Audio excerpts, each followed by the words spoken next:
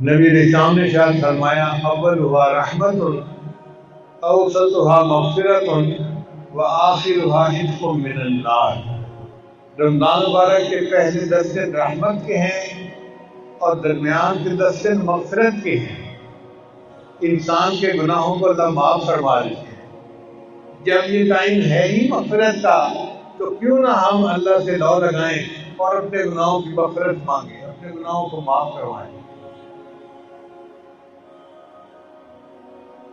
تھوڑی سی اللہ کے سامنے آہوازاری کریں گے تو اللہ تعالیٰ گناہوں کو معاف فرما دیں گے اور ہماری بخشش ہو جائے گی۔ رمضان مبارک آدھا تو گزر گیا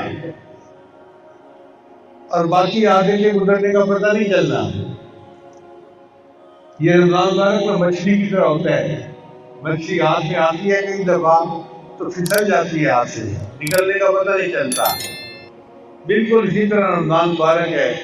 ایک وقت تھا کہ ہم سوچتے تھے رمضان آئے گا ہم یہ کریں گے وہ کریں گے، ایسے وقت گزاریں گے ایسے وقت گزاریں گے۔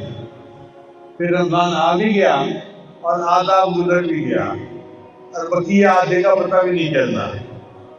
تو اس لیے جو وقت باقی ہے اس کو غنیمت سمجھ کے اللہ کی طرف رجوع کو اور بڑھا دیجیے اور اس وقت کو زندگی کا گولڈن وقت سمجھتے ہوئے، قیمتی وقت سمجھتے ہوئے اللہ تعالیٰ سے اپنے گناہوں کی معافی مانگ لیجیے۔